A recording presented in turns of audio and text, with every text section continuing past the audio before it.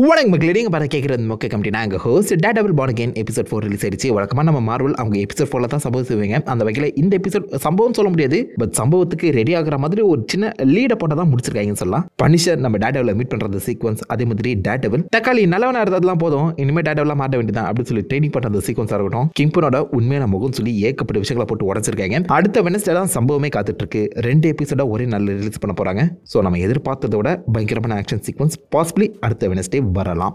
என்ன நடக்க போகுதுன்னு பொறுத்து பார்ப்போம். இந்த எபிசோட காமிச்சது எல்லாத்தையுமே மொத்தமாக அப்டேட் பண்ணிடுவோமா?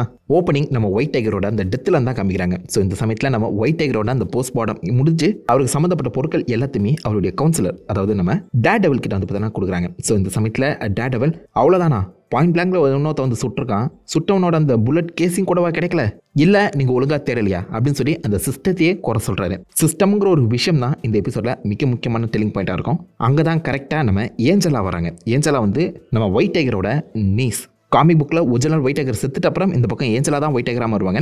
அந்த ஆம்லெட் போட்டுட்டு அப்புறம் நம்ம ஒயிட் டைகர் மாதிரி ஏஞ்சலாவுக்குமே நம்ம ஸ்ட்ரென்த் அண்ட் பவர் கிடைக்கும். ஒயிட் டைகர் பவர் நெப்போட்டிசத்தை ஃபாலோ பண்ணக்கூடியது, அதாவது ஃபேமிலி மெம்பர்ஸ்க்கு மட்டும் தான் பவர் கிடைக்கும். ஸோ அந்த வகையில் எனக்கு என்னமோ ஃபியூச்சரில் ஏஞ்சலா கிட்ட பாசிபிளி இந்த ஒயிட் டைகர் ஆம்லெட் போய் அதன் மூலியமே இவளே ஒயிட் டைகர் ஆகிறதுக்கான வாய்ப்புகள் அதிகமாக இருக்கும் போல தான் தோணுது. ஆனால் ரொம்ப சின்ன பொண்ணாக இருக்காங்க. ஐ மீன் இது வரைக்கும் எம்சியூவில் காட்டின அந்த யங் அவெஞ்சர்ஸ்லேயே இவ தான் ரொம்ப எங்கா இருக்கா, ரொம்ப குட்டி பொண்ணாக இருக்கா. மேபி லைக் எனக்கு என்னமோ டேடபிளோட சைட் கிக்காக இவளை இறக்கி விட்டுறாங்களோங்கிற ஒரு டவுட் வரதான் செய்யுது. அதுக்கேற்ற மாதிரி இவளுமே இந்த சிஸ்டம் எந்த அளவுக்கு கரப்டடாக இருக்குன்னு சொல்லி அது மேலேயே குற்றம் சொல்வா. லைக் என்னதான் எங்கள் அங்கிள் நிரவராதுன்னு சொல்லி ப்ரூவ் பண்ணப்பட்டிருந்தாலும் இந்த போலீஸுக்கு அவங்க மேலே இருக்கக்கூடிய அந்த பயமும், போலீஸ் தோத்துட்டாங்க அப்படிங்கிற ஒரு வெக்கமும் என் அங்கிளை பழி வாங்கிடுச்சுல. அப்படி பார்த்தா இல்லை ஜெயிக்கிறதுக்கும் தோக்குறதுக்கும் ஏழைகளுக்கு வழியே இல்லை போல, ஏழைகளான நாங்கள் இந்த சிஸ்டத்துக்கு கீழே அடிப்பணிச்சு தான் போனோம் அப்படிங்கிற மாதிரி ரொம்ப ஓப்பனாக பேசுவாங்க. பாவம் குழந்தை கதறி அழுது அப்படின்னு சொல்லி டேடபிள் அது சிம்பிளாகவே கடந்து போயிருப்பாரு. பட் இது அவருடைய மைண்டில் எப்போதுமே ஓடிக்கிட்டே இருக்கும். என்னதான் நம்ம நிரபராதுன்னு சொல்லி ப்ரூவ் பண்ணாலும் இந்த சிஸ்டம் எப்படி பார்த்தாலும் ஏழை எளிய மக்களை தான் போட்டு அடிச்சு நவுத்துது. தப்பு செஞ்சது போலீஸ் தான் தெரிஞ்சிருந்தும் ஒரு ரியாக்ஷனுமே பண்ண முடியலையே. என்னங்க சார் உங்க சட்டம் அப்படிங்கிற தாட் இந்த சமயத்தில் தான் நம்ம டேடபிளுக்கு புரிய ஆரம்பிக்குது. அப்படியே அந்த பக்கம் டேவிட் அண்ட் பிபி வந்து பார்த்தீங்கன்னா நைட் பார்ட்டிக்கு வந்து போயிருப்பாங்க. அந்த இடத்துல தெரியாதனமாக டேவிட் இந்த பக்கம் நம்ம கிங்பின் அந்த மொத்த குப்பை தொட்டுகளை வச்சு ஒரு ரீசைக்கிளிங் பிஸ்னஸை ஸ்டார்ட் பண்ணுற ஐடியாவில் இருக்க விஷயத்த பிபி கிட்ட ஒரு ரிப்போர்ட்டர் கிட்ட ஓப்பனாக உளறிடுவான். இன்னத்துக்கு அவன் குடிச்சிருக்க கூட மாட்டாங்க, தற்கொலையை குடிக்காமலே உளறி இருக்கான். இது போதுமே, இதை வச்சு நாங்கள் 4 வாரம் ஓட்டுவோம் அப்படிங்கிற மாதிரி பிபியுமே இதை அத்தனை நாள் போஸ்ட்டும் பண்ணிடுவா. அவங்க அங்கேருந்து வெளியில் வரும்போது இந்த சாத்தில் நீங்கள் பார்த்தீங்கன்னா மியூஸ் ஆக்சுவலாக விஜிலாண்டி ஜஸ்டிஸ்ன்னு சொல்லி ஒயிட் டைகரோட அந்த பெயிண்டிங் வருதுருப்பாரு. ஸோ ஆக்சுவலாக நம்ம மியூஸுக்கு என்னதான் வேணும்னு சொல்லி இது வரைக்கும் எங்கேயுமே தெளிவாக காட்டலை. பட் மியூஸ் என்ன பண்ணிட்டு இருக்கான்னு சொல்லி லைட்டாக ஹிண்ட் பண்ணியிருப்பாங்க. லைக் லிட்டரலாக இந்த இடத்துல பாருங்கள், யாரோ ஒருத்தனை அவன் கடத்தி கொண்டு போய் அவன் உடம்புல இருக்க இந்த ரத்தத்தை பெயிண்டிங்காக யூஸ் பண்ண பார்க்குறான். அவனுடைய லேயரை காமிச்சிருப்பாங்க. அந்த லேயரில் இருக்கக்கூடிய பெயிண்டிங்ஸ் எல்லாமே கிட்டத்தட்ட கிங் பின்னை குறிக்கிற மாதிரி தான் இருக்கு.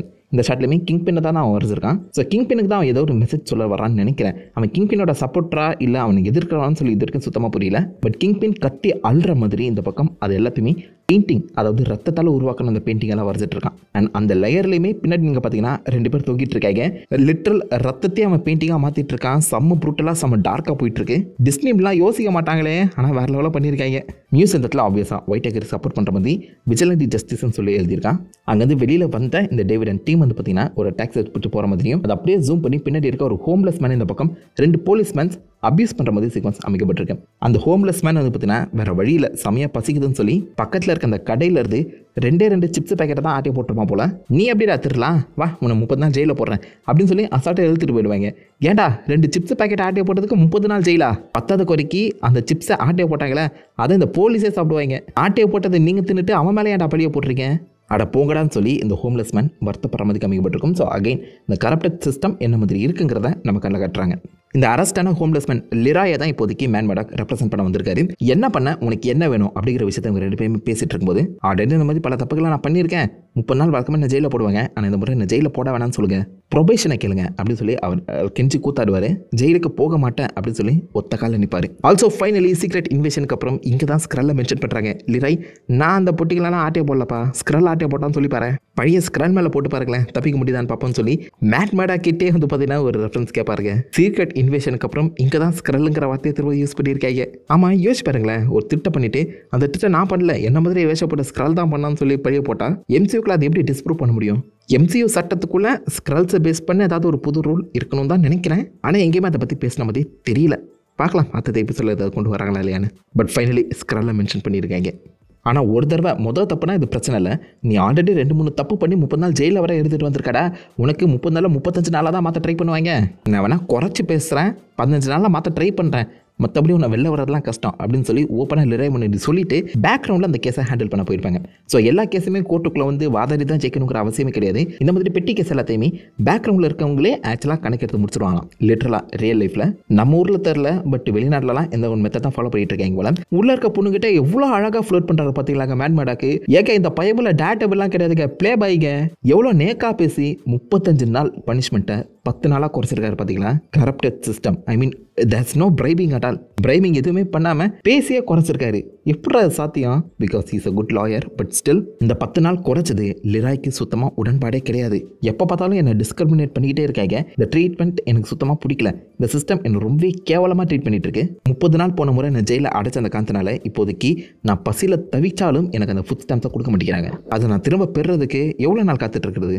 பசியில் திரும்பவும் திருடுனேன், சோறு போட்டால் நான் ஏன்டா திருட போகிறேன் கொய்யால, திரும்ப நான் ஜெயிலில் போடுவீங்க, திரும்ப திருடுவேன், இப்படியே என் வாழ்க்கை போயிடுமா? இது எனக்கு சரியாக படலை, என்னை திரும்ப ஜெயிலில் போடும்போது என் வாழ்க்கை இதோட முடிஞ்சு போயிடும் போல அப்படின்னு சொல்லி அவர் வருத்தப்பட்டு உட்காந்து அழ ஆரம்பிச்சிருப்பாரு. அப்போ தான் மேன் மேடாக்கு புரியுது, சட்டத்தால் என்ன தான் நம்மளால் நல்லது செய்ய முடிஞ்சாலும் ஆக்சுவலாக டேட்டபிள் வந்தால் மட்டும்தான் நியாயம் கிடைக்கும். சட்டத்தால் கொடுக்கப்படுற பதில் எல்லாமே நியாயமாக இருக்காது. நியாயத்தை ஒருத்தம் கொடுக்கணும்னா பிறந்து தான் வரணும். நான் வரேன்டா அப்படிங்கிற தாட்டில் தான் இந்த இடத்துல நம்ம டேட்டபிள் அங்கேருந்து கிளம்பி போவார். கிட்டத்தட்ட 1 வருஷம் டேட்டபிள் வெளியே வரல. இந்த சமயத்தில் லிட்டரலாக நம்ம டேட்டபிளாக இருக்க மேட் மேடாக் பார்த்தீங்கன்னா ஃபாகியோட வாழ்க்கையை தான் வாழ்ந்துட்டு இருந்திருக்காரு. ஃபாகி ரொம்ப நல்லவன், எல்லாருக்குமே நல்லதுன்னு நினைக்கிறவன், அந்த சட்டத்தால் தான் எல்லாத்தையுமே செய்யணும் அப்படின்னு சொல்லி யோசிக்கிறவன். பட் டேட்டபிள் மூலியமாக நியாயத்தை வாங்கி கொடுத்துட்டு இருந்த மேட்டால் ஃபாகியோட வாழ்க்கையை வாழ முடியல. கொஞ்சம் கொஞ்சமாக அதை உணர ஆரம்பிக்கிறாரு மேன் மேடாக்.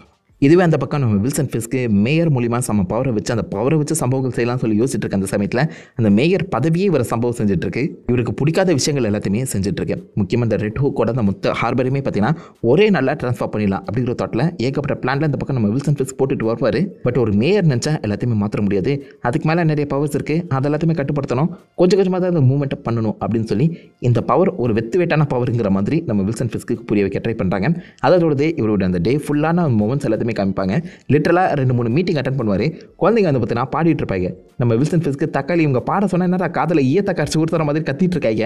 எப்போ போவோம்னு சொல்லி வெயிட் பண்ணிட்டு இருந்த அந்த மனுஷன் கிட்ட செகண்ட் வர்ஸை பாட சொல்லிட்டா அப்படின்னு சொல்லி டீச்சர் வந்து கேட்க ஆத்தி ஆளை விட்டு சாமி அப்படின்னு சொல்லி எப்படிங்க நகர்ந்து எஸ்கேப் ஆகி இன்னொரு லெஸ்பியன் மீட்டிங் வந்து பார்ப்பாரு. அந்த மீட்டிங்லுமே இதே பாட்டை பாடுவாங்க. இதுக்காக வாடா நான் மேயரான அப்படின்னு மாதிரி செம்ம ஷாக்ல அந்த மனுஷன் உட்காந்துட்டு இருப்பாரு. இதுக்கு நடுவில் தான் நம்ம டேவிட் செஞ்ச அந்த தப்பு மூலியமா மக்கள் மத்தியில் இருக்க எல்லாருக்குமே அந்த குப்பை கூலங்கள் எதுக்காக அதிகமாயிட்டு இருக்கு அப்படிங்கிற ஒரு தாட் புரிய ஆரம்பிக்குது. மேயரா மாதிரி இந்த நியூயார்க்கை சுத்தம் செய்வான்னு எதிர்பார்த்தா இந்த மொத்த நியூயார்க்குமே குப்பை கூலமா மாத்திட்டு இருக்கான் அவன்.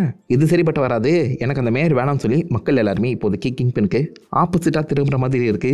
கிங்பின் செம்ம காண்டாயிரப்பில் எவன் இதை பண்ணா அப்படின்னு சொல்லி கத்தி கூப்பாடு போட டேவிட் நினைச்சது தான் அமைதியாக இருந்திருக்கலாம். பட் டேவிட் முன்னோக்கி வந்து தன்னுடைய லாயல்ட்டியை ப்ரூவ் பண்ணுற மாதிரி ஒரு லாங்கான மோனலாக கொடுப்பாரு. நீங்கள் என்னை வேலையை விட்டு தூக்கலாம், என்னை அடித்து நவுத்தலாம், பட் இருந்தாலும் நான் உங்களுக்கு தான் சப்போர்ட் பண்ணுவேன், ஏன்னா நான் உங்களுக்கு லாயலாக இருக்கேன் அப்படின்னு சொல்ல கிங்பினுக்கு இப்போதைக்கு தேவை அதுதான் லாயல்ட்டி. அந்த பக்கம் அவர் தன்னுடைய ஒய்ஃப் கிட்டே அதை எதிர்பார்த்தாரு. ஒய்ஃபே இந்த பக்கம் கிங்பினை ஏமாத்திருக்க அந்த சமயத்தில் இந்த மாதிரி சில பேர் மட்டும்தான் கிங்பினுக்கு லாயலாக இருக்காங்க. லாயல்ட்டியை மிஸ் பண்ணக்கூடாதுன்னு சொல்லி எப்படியோ நம்ம டேவிடை மன்னிச்சு விட்டுறாரு. ஆனால் இன்னொரு முறை பண்ண என்ன செவன் எனக்கு தெரியாதுன்னு சொல்லி வார்னிங்கும் கொடுக்குறாரு. தப்பிஸ்டடா கொய்யால டேவிடு. அண்ட் இதே லாயல்ட்டி தான் இந்த சமயத்தில் நம்ம வெனசா மேலேயுமே கிங்பின் காட்டுறாரு. வெனசா என்னதான் இந்த பக்கம் கிங்பினை ஏமாத்தி இருந்தாலும் கிங்பின் ஸ்டில் லவ்ஸ் வெனசா. இந்த லவ் அண்ட் லாயல்ட்டி வெனசாவை திரும்பவும் கிங்பினோட ஒன்றா சேர்த்துரும் தான் தோணுது. Because kingpin and Vanessa heather கிட்ட தெரப்பிக்கு போயிருப்பாங்க. ஃபர்ஸ்ட் தெரப்பி எப்போ பாருங்க, அந்த சேர்ல 2 பேருமே ஆப்போசிட் எண்ட்ல உட்காந்துருக்காங்க. பட் அதுவே இந்த தெரப்பியில் 2 பேருமே பக்கத்தில் உட்காந்துருக்காங்க. இதுலேருந்து என்ன புரியுது, கொஞ்சம் கொஞ்சமாக அந்த தெரப்பி ஒர்க் அவுட் ஆகுது. வெனசா கிங்பின் பக்கம் நகர்ந்து வந்துட்டு இருக்காங்க. அண்ட் எங்கே தான் வெனஸோட அந்த அஃபேர் பற்றி ஆக்சுவலாக ஹெதர் கேட்க ஆடம் பற்றின நிறைய விஷயங்களை இந்த பக்கம் வெனஸா வர்ணிக்க ஆரம்பிப்பாங்க. அது நம்ம கிங்பினுக்கு செம கோவத்தை கிளப்பி விடுது. ஆடமோட கை சூப்பராக வரையும், அதை பார்த்து நான் வாங்கிட்டேன்னு சொல்ல கிங்பினுக்கு வந்துச்சே பாருங்க கோவம். அந்த எல்லாத்தையுமே கட்டுப்படுத்திக்கிட்டு அந்த தெரப்பிலேருந்து விலக ஹெதர் தனியாக வெனஸாவை பார்த்து நீங்கள் நிஜமாலே கிங்பினை லவ் பண்ணுறீங்களா அப்படின்னு சொல்லி கேட்க கிங்பின் மோட்டக்காரன் தான், மற்றவங்கள ஹர்ட் பண்ண தவிர்த்து என்ன ஹர்ட் பண்ண மாட்டான், ஏன் கிட்ட பெட்டி பாம்பா அடைக்கிடுவான்னு சொல்லி வெனஸா கிங்பின் மேலே இருக்க அந்த காதலை உண்மையிலே வெளிப்படுத்துறாங்க. ஸோ கிங்பின் மேலே கண்டிப்பாக வெனஸாக்கு காதல் இருக்க தான் செய்யுது. ஆடம் தான் அந்த பலவை ஏற்படுத்திட்டான். அந்த ஆடமை தான் ஃபைனல் ஷாட்டில் காமிச்சிருப்பாங்க. கிங்பினுமே தெரப்பி அப்போ ஆடமை பார்த்து சும்மா பேசி விட்டுட்டேன் அப்படின்னு சொல்லியிருந்தாலும் பேசி விட்ற ஆளாங்க அவன். சும்மா வெனஸா கூட ஒன்றா உட்காந்து பேசிட்டு இருக்கும்போது எவனோத்தான் வந்து கத்திட்டான்னு சொல்லி அவன் தலையை உடைச்சவன். ஆடமை சும்மா விட்டுருவான்னு நினைக்கிறீங்க? வாய்ப்பு இல்லை ராஜா. அந்த பக்கம் ஒயிட் டைகரோட அந்த டெத்தை உண்மையிலேயே நம்ம டேர்டெவிலே போய் இன்வெஸ்டிகேட் பண்ண ட்ரை பண்ணுறாரு. நிஜமாலே ஒருத்தன் சுட்டா அந்த புல்லட் எங்கே போகும் அப்படின்னு சொல்லி கீழே இருக்க அந்த பாட்டிலை தட்டி விட்டு அவர் ரெக்கக்னைஸ் பண்ண அந்த பாட்டில் பக்கத்தில் இருக்க ஒரு சின்ன காப்பைக்குள்ளே போகிற மாதிரி காமிக்கப்படுது. அந்த இடத்துல கரெக்டாக அந்த புல்லட்டை வந்து பார்த்தீங்கன்னா டேர்டெவில் கையில் பிடிச்சி எடுத்துடுறாரு. அந்த புல்லட்டை தொத்து பார்க்கும்போது ஒரு விஷயம் அவருக்கு புரியுது. இதுக்கு எல்லாத்துக்குமே காரணம் அவன் தானா, ஒரு வேளை இருக்குமோ அப்படின்னு சொல்லி டேர்டெவில் இப்போதைக்கு ஃப்ராங்க் காசில் தேடி போகிறாரு. Like he knows where Frank Castle lives. எப்படி இந்த பக்கம் டேர்டெவிலுக்கு ஃப்ராங்க் காசில் இருக்க விஷயம் தெரியும், அதுவும் ஃப்ராங்க் காசில் எங்கே இருக்காங்கிற விஷயம் எப்படி டேர்டெவிலுக்கு தெரியும், கடைசி வரைக்கும் சொல்லவே இல்லை. பட் எப்படியோ அந்த இடத்துக்கு தேடி கண்டுபிடிச்சி உள்ளே போனால் ஃப்ராங்க் காசில் இப்போதைக்கு தாடிலாம் வளர்த்து ஆல்மோஸ்ட் லைக் ஒரு ரஃப் டப்டான சுச்சுவேஷனில் இருக்காரு. ஐ மீன் லேட்டஸ்ட்டாக ஒரு சம்பவம் செஞ்சு தான் இருக்கார் போல. முகத்தில் நீங்கள் பார்த்தீங்கன்னா அங்கே காயம் இருக்குது, எல்லாமே ஃப்ரெஷ்ஷான காயம் தான். அண்ட் பனிஷரோட அந்த பின்பக்கம் இருக்க அந்த போட்ஸ் எல்லாத்தையுமே நோட் பண்ணி பார்த்தீங்கன்னா யாரோ ஒருத்தர் அந்த பக்கம் பனிஷர் ட்ராக் பண்ணி தான் இருக்காரு. அண்ட் டேர்டெவில் வந்து பார்த்தீங்கன்னா டேபிளில் இருக்க அந்த மைக்ரோ சிப்ஸ் எல்லாத்தையுமே பார்க்கும்போது மைக்ரோவும் ஏதோ ஒரு வகையில் இந்த பக்கம் நம்ம பனிஷருக்கு ஹெல்ப் பண்ணி தான் இருக்காருங்கிற விஷயமும் தெரிய வருது. ஸோ பனிஷர் யாரையோ ட்ராக் பண்ணிட்டு இருக்காரு, யாருன்னு தெரியல. பாசிபிளி பனிஷருக்குன்னு தனியாக ஒரு ஸ்பெஷல் ப்ரெசன்டேஷன் வச்சுன்னு சொல்கிறாங்களே, அதை காப்பாங்கன்னு நினைக்கிறேன். பட் இந்த இடத்துல நம்ம டேர்டெவில் பனிஷரை பார்த்து மீட் பண்ணி, இங்கே பாரு போலீஸ் எல்லாருமே உன்னை அடையாளமாக எடுத்து அவங்க விஜிலாண்டிஸாக மாறிட்டு இருக்காங்க, உன்னை இன்ஸ்பிரேஷனாக எடுத்திருக்காங்க அப்படின்னு சொல்லி அந்த புல்லட் கேஸுக்கு காமிக்க அதில் பனிஷரோட அந்த லோகோ போடப்பட்டிருக்கு. வேலை மெனக்கெட்டு புல்லட்டில் கூட பனிஷர் லோகோ போட்டு சுற்றிட்டு இருக்காங்க. யாரா நீங்கள் தொட்டது போலீஸான்னு சொல்லி இது வரைக்கும் கிளியராக கன்ஃபார்ம் பண்ண முடியலங்க. பிகாஸ் லிராய் கேஸை ஹேண்டில் பண்ணிட்டு வெளில வரும்போது ஆஃபீஸர் பவலை இந்த பக்கம் டேர்டெவில் மீட் பண்ணுவார். பவல் தான் ஆக்சுவலாக ஒயிட் டைகரே அரெஸ்ட் பண்ணது. மீட் பண்ணி நீ தானே ஒயிட் டைகரை கொன்ன அப்படின்னு சொல்லி தூண்டி விட்டு உண்மையை வர வைக்கலாம் சொல்லி கேட்டா, அந்த இடத்துல இந்த பக்கம் அந்த பவல் என்னுடைய அப்பா தாத்தா தம்பின்னு எல்லாருமே போலீஸ் தான், போலீஸ் ரத்தம் என் உடம்புல ஓடிட்டு இருக்கு, அந்த ரத்தத்தை மேலே சத்தியமாக சொல்கிறேன்டா நான் ஒயிட் டைகரை கொல்லலன்னு சொல்லி ஓப்பனாக சொல்ல டேர்டெவிலும் அந்த இதய துடிப்பை கவனிக்கிறாரு. போய் சொன்னால் இதய துடிப்பு அதிகமாகுமா? ஸோ விச் மீன்ஸ் அந்த இடத்துல பவல் உண்மையை தான் சொல்கிறாருங்கிற ஒரு விஷயத்தை டேர்டெவில் புரிஞ்சுக்கிறாரு. ஸோ விச் மீன்ஸ் பவல் கொல்லலை, பவலுக்கு யார் கொன்னான்னு தெரியல. அப்போ போலீஸ் இன்வால்வ் ஆகிக்கிறதுக்கான வாய்ப்புகள் கம்மி தான். அப்போ ஒயிட் டைகரை கொன்னது யாராக இருக்கும்? ஃப்ராங்க் கிட்ட உண்மை கிடைக்குமான்னு சொல்லி தான் அங்கே போய் கேட்க, ஃப்ராங்க் நான் ஏன்ப்பா அவனெல்லாம் கொல்ல போகிறேன் கொய்யால, ஆனால் நீ கண்டிப்பாக ஒரு கில்ட்டில் தான் சுற்றிட்டு இருக்கேன், அதனால தான் என்ன பார்க்க வந்திருக்கேன், ஒயிட் டைகர் செத்ததுக்கு நீ தான் காரணம்னு யோசிக்கிறியா? ஏன்னா லிட்டரலாக நீங்கள் யோசிச்சு பார்த்தீங்கன்னா டேர்டெவில் ஆக்சுவலாக ஒயிட் டைகர் அண்ட் மற்றவங்க யாருமே கேட்காம அவருடைய ஒரிஜினல் ஐடென்டிட்டியை ரிவீல் பண்ணியிருப்பாரு. மொத்த ஃபேமிலிக்குமே ஆபத்து கொண்டு வந்து சேர்த்துருப்பாரு அவனை விடுவிக்கிறதுக்கு. அந்த ஒரு வகையில் மேபி இந்த பக்கம் நம்ம டேர்டெவில் மேன் பேடாக வந்து பார்த்தோன்னா அந்த கில்ட்டை உணர்ந்துருக்கலாம். பட் அந்த ஒரு கில்ட்டு தான் என்ன ரன் பண்ணிட்டு இருக்கு. என் பிள்ளைய என் பையனை காப்பாற்ற முடியாமல் போக ஒவ்வொரு நாளும் ஏதாவது நான் செய்யாமல் இருக்கேன், என் பிள்ளை என் கண்மணில் இருந்து நின்று நீங்கள் அவனை கொண்டுட்டீங்களா, அவனுக்கு கண்டுபிடிச்சிட்டிங்களா அப்படின்னு சொல்லி கேட்டுகிட்டே இருக்கான். அந்த கில்ட்டு தான் என்னை இது வரைக்கும் ரன் பண்ண வச்சுட்டு இருக்கேன், அந்த கில்ட்டு தான் உன்னை இங்கே வர வைக்கவும் செஞ்சிருக்கு அப்படின்னு சொல்லி கிட்டத்தட்ட நம்ம டேர்டெவிலை ட்ரிகர் பண்ணுறவங்க தான் பேசுகிறாரு. அண்ட் அது ஒர்க் அவுட்டும் ஆகுதுங்க. ஒரு கட்டத்தில் நம்ம மேன் பேடாக் அவனுக்குள்ளே இருக்க அந்த டேர்டெவிலை வெளில கொண்டு வந்து பனிஷரை ஒரே குத்திடுறாருங்க. அங்கே ஒரு பெரிய ஃபைட் நடக்க போகுதுன்னு நினச்சா அப்போ பனிஷர் லிட்டரலாக இந்த ஒரு விஷயத்தை தான் நடக்கணும்னு சொல்லி பேசியிருப்பாரு. இது மட்டும் தானே நீ ஹானஸ்ட்டாக செஞ்ச ஒரு விஷயம், இந்த ஒரு வருஷம் நீ ஹானஸ்ட்டாகவே இல்லை அப்படின்னு இந்த பக்கம் நம்ம மேன் பேடாக்குள்ளே இருக்க அந்த டேர்டெவிலை தட்டி எழுப்புறாரு. நீயும் நானும் எத்தனை வருஷம் எத்தனை ஜென்மம் எடுத்தாலும் ஃபாகி மாதிரி நல்லவனா வாழவே முடியாதுல்ல அப்படின்னு சொல்லிட்டு போவார் மனுஷன். சிஸ்டம் எவ்வளோ கரப்ட் ஆகியிருக்கு, போலீஸ் எவ்வளோ கரப்ட் ஆகியிருக்காங்க, அதன் மூலிமா ஏழை எளிய மக்கள் எந்த அளவுக்கு பாதிக்கப்படுறாங்கன்னு சொல்லி நேருக்கு நேர் பார்த்த மேன் பேடாக்கால சும்மா இருக்க முடியும்னு நினைக்கிறீங்களா? வீட்டுக்கு போக அங்கே ஹெதருமே இருக்காங்க. ஹெதர்கிட்ட லிட்டராக இந்த பக்கம் நம்ம டேர்டெவில் கன்ஃபஸ் பண்ணுறாரு. மொலைக் அவருடைய கில்ட்டை ஒப்பிக்கிறாரு, அக்செப்ட் பண்ணிக்கிறாரு.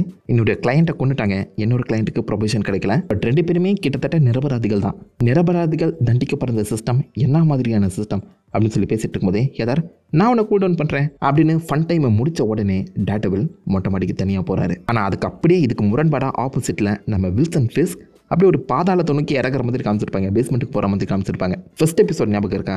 டேர்டெவில் கீழே இருக்க அந்த வில்சன் ஃபிஸ்க் மொட்டை மலை நின்று எல்லாருமே பார்க்குற மாதிரி காமிக்கப்பட்டிருக்கும். ஐ மீன் வில்சன் ஃபிஸ்க்கு ஹெவன்லேயும் டேர்டெவில் நரகத்திலே இருக்க மாதிரி ப்ரெசென்ட் பண்ணியிருப்பாங்க, பேஸ்மெண்ட்டில் இருக்க மாதிரி. இந்த எபிசோட அது அப்படியே ஆப்போசிட்டாக மாற்றிருக்காங்க. டேர்டெவில் இஸ் ரைசிங் அப், மொட்டை மாடிக்கு போய் தன்னுடைய அந்த கலெக்ஷன் ஆஃப் அந்த சூட்ஸை பார்க்குறாரு. மொத்தம் 5 ஹெல்மெட் காமிக்கப்பட்டிருக்கும். லெஃப்ட் ஹேண்ட் சைடில் ஒரு கிரே கலர் ஹெல்மெட் ப்ரெசென்ட் பண்ணியிருப்பாங்க. ஆர்மெண்ட் அவெஞ்சர்ஸில் இந்த மாதிரி ஒரு சூட் ஆக்சுவலாக நம்ம டேர்டெவில் போட்டிருப்பாரு. அது ஒயிட் கலர் ஹெல்மெட் கிடையாது, கிரே ஹெல்மெட். ஸோ பாசிபிளி ஆர்மெண்ட் அவெஞ்சர்ஸ்க்கான அந்த சூட்டாக நம்ம பார்ப்போம்னு நினைக்கிறேன். பக்கத்தில் இந்த சீரிஸுக்காகவே உருவாக்கப்பட்ட அந்த ரெட் கலர் ஹெல்மெட் ஃபர்ஸ்ட் எபிசோடில் பார்த்துருப்பீங்க. அதை தொடர்ந்து ஷீ ஹல்க்ல அப்பியரான எல்லோ ஹெல்மெட். அதுக்கு பக்கத்தில் கம்ப்ளீட் பிளாக்ல ஒரு ஹெல்மெட் இருக்குது. இதை பார்க்க தாண்டா அவ்வளோ காத்துட்ருக்கேன், ஷேடோலேண்ட் ஹெல்மெட். இப்போ கூட லேட்டஸ்ட்டாக நீங்கள் அந்த ஃப்ரெண்ட்லி நெய்பர்ஹுட் ஸ்பைடர்மேனில் பார்த்துருப்பீங்களேங்க, அதே ஹெல்மெட்டை வச்சிருக்காங்க. ஸோ பாசிபிளி இதுக்கும் அதுக்கும் கனெக்ஷன் இருக்குமோ? வாய்ப்பு இல்லை ராஜா. அதுக்கு பக்கத்தில் நெட்ஃப்ளிக்ஸில் வந்த ஹெல்மெட் இருக்குது. தன்னுடைய அந்த பட்டாங்ஸை எடுத்து இந்த பக்கம் டேர்டெவில் ட்ரெயின் பண்ண ஆரம்பிக்கிறாரு. அதுவே இந்த பக்கம் வில்சன் ஃபிஸ்க் வந்து பார்த்தீங்கன்னா ஆடம் கிட்ட ஒரு தடவை தான் பார்த்து பேசினேன் அப்படின்னு சொன்னவர் இங்கே பார்த்தீங்கன்னா ஆடமை சிறையில் அடிச்சு வச்சிருக்காரு. அவன் ஃபிஸ்க்கு என்னை விட்டுருன்னு சொல்லி கத்த அவனுக்கு முன்னாடி உட்காந்துக்கிட்டே இது வரைக்கும் ஹெல்த்தியாக சாப்பிட்டுட்டு இருந்த மனுஷன் இப்போ பார்த்தீங்கன்னா கண்ட மணிக்கு அடித்து நவுத்துறாரு. லிட்டரலாக அந்த எக்கோட யோக்கு கூட சாப்பிடாம ஒயிட்டை மட்டுமே சாப்பிட்டு வாழ்ந்துட்டு இருந்த மனுஷன் இப்போதைக்கு அதெல்லாமே தூக்கி போட்டுட்டு எவ்வளோ ஹெவியாக சாப்பிட்றாரு பார்த்தீங்களா. ஒரு வார்த்தை பேசியிருக்க மாட்டார், ஜஸ்ட் சாப்பிட்ற மாதிரி காமிச்சிருப்பாங்க. எனக்கு என்னமோ இந்த சீசன் ஆர் பாசிபிள் இந்த டேட்டபிள் மொத்த 2 சீசனுமே முடியும் போது நம்ம காமிக் புக்கில் பார்த்த மாதிரி ஒரு பயங்கர பல்கான கிங் பின்னை பார்ப்போமோன்னு தோணுது. கம்ப்ளீட் சிஜியாக இல்லாமல் ஒரு வித்தியாசமான கிங் பின்னை பார்க்க போகிறோம்னு நினைக்கிறேன். லிட்டரலாக இந்த இடத்துல நம்ம கிங் பின் அவருடைய ஆல்டர்னேட் ஃபார்முக்குள்ளே போகிறாரு. அதே மாதிரி நம்ம மேட்மேட்டாக்கும் அவருடைய ஆல்டர்னேட் ஃபார்முக்கு போகிறதுக்கு ட்ரெயின் பண்ணிட்டு இருக்காரு. So Daredevil versus the OG Kingpin சொல்லி 2 பேருமே இறங்கியிருக்காங்க. ஸோ அடுத்த எபிசோட் என்ன மாதிரி இருக்க போதும் தெரியல, பட் கண்டிப்பாக ஒரு மிகப்பெரிய ஃபேஸ் ஆஃப் நடக்கும் தான் தோணுது. அது 2 எபிசோடாக கொண்டு வர போகிறோம்னு சொல்கிறாங்களா, கண்டிப்பாக ஒரு பயங்கரமான சம்பவம் காத்துட்ருக்கீங்க. ஸோ ரொம்ப ஒரு இன்ட்ரெஸ்டிங்கான எபிசோட். எத்தனை பேர் இந்த எபிசோட ஃபாலோ பண்ணிங்க, உங்களை தான் உங்களோட வீசா மறக்காம கிளிக் பண்ணிட்டு அந்த லைக் பண்ணி தட்டி விடுங்க. நான் உங்களை நல்ல ஒரு ஆசமான வீடியோ எதுவுமே பண்ணுறேன். எதிர்க்கும் ஹேஃப் அண்ட் கைஸ் வட்டேன்.